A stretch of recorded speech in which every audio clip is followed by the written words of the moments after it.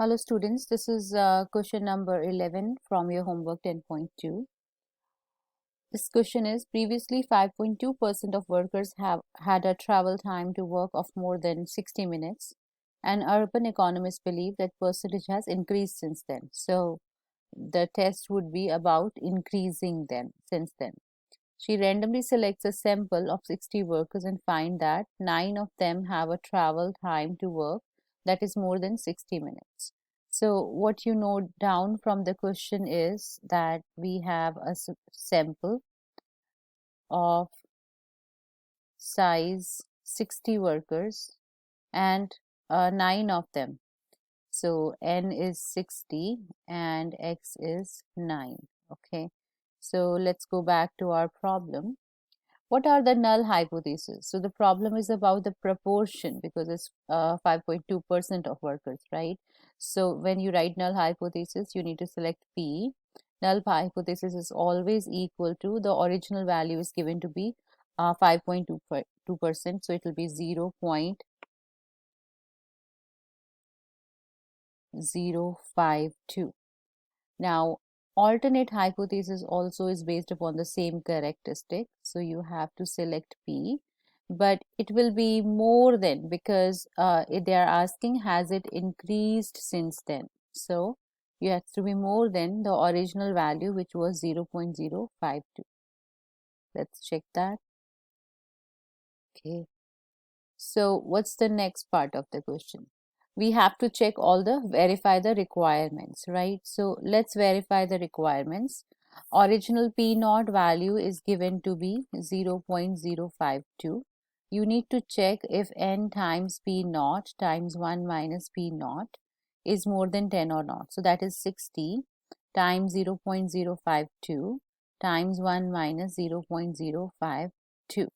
So we have our calculators here. 60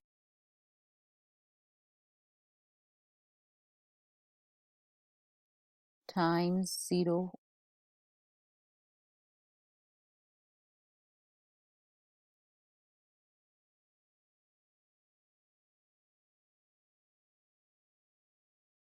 So this is coming to be 2.957 something, which is not more than 10. So we are not able to clarify all the requirements, right? So first of all, you have to write what is the value. I think they are asking us one decimal place, so we have to round it to one decimal place. It would be 3, and which is not more than 10, it's less. So the normal model may not be used, right? But the normal model, the condition was that n times p naught times 1 minus p naught should be more than 10. It is not. So we have to leave that requirement. Now what do we do?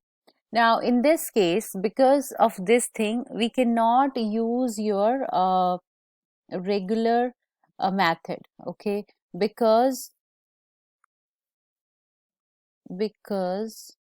this thing is less than 10, it should be more than 10. The condition was it has to be more than 10, which is not, right? So that is why we are gonna have to use something different. We are gonna actually use this as the binomial distribution. So if it is not, so you have to check if you can use binomial distribution. How can we use binomial distribution? Let's check out the problem one more time. So we can consider this as, so what's happening right now?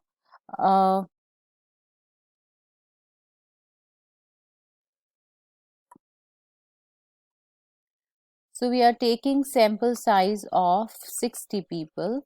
9 out of them are saying they travel to work, this time is more than 60 minutes. Okay.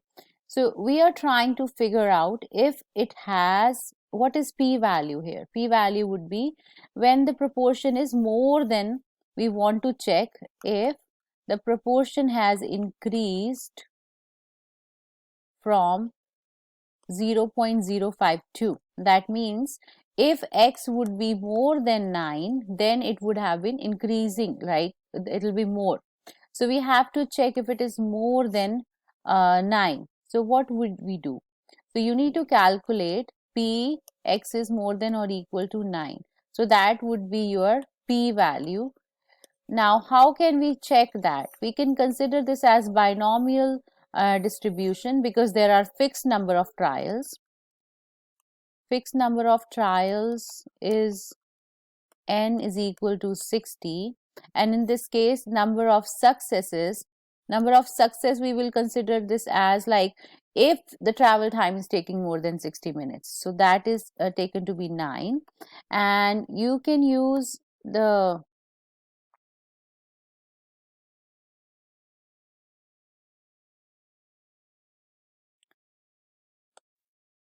binom CDF for that, right?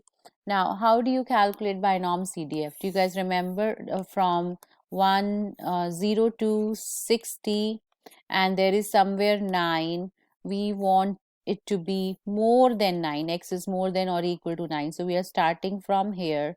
There is no direct method. So before 9, there is 8. So we are going to calculate binom CDF with until 8, and then we are gonna subtract it from 1. Okay, so if you guys remember, we have second variables binom CDF. This is from chapter 6 is here. Total number of trials are 60. The p-value was the is given to be what? The probability of success is, you're gonna take 0.052. X is 8. So you have 60 trials, the probability, and then we are taking until 8. And whatever the answer comes, we are going to subtract it from 1. That would be probability that X is more than equal to 9. And that would be considered as p-value for this question. Okay, let's calculate that. Press enter, and 1 minus this number. So we are getting 0.0036. Let's see how many decimal places are required. 3. So 0.0036 it was. We have to round it to 3 places. So we are going to write 4 here. So that is your probability using binomial. Now remember, we cannot use normal distribution because the condition was not satisfied. So you have to make the problem into binomial distribution function. Okay, so this is how you do that. And now we can go on with our regular question. Is there sufficient evidence to support economists' belief? So you guys remember, now the conditions are still same.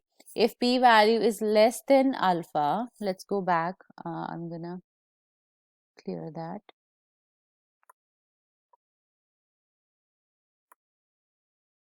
So if p-value is less than alpha, then do what? Then reject H naught, right? Let's see what it is in this case. Alpha is given to be 0.005. P-value is 0.004. So p-value is clearly less than alpha, right? So we are rejecting H naught. That means we are leaning towards H1, right? H1 should be accepted. So what do we have sufficient evidence to? So yes, reject the null hypothesis. There is sufficient evidence that p-value is less than alpha. Okay, I think, is there sufficient evidence to support economists' belief?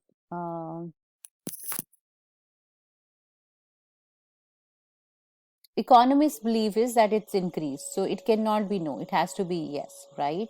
And we are rejecting null hypothesis. That should be your correct option.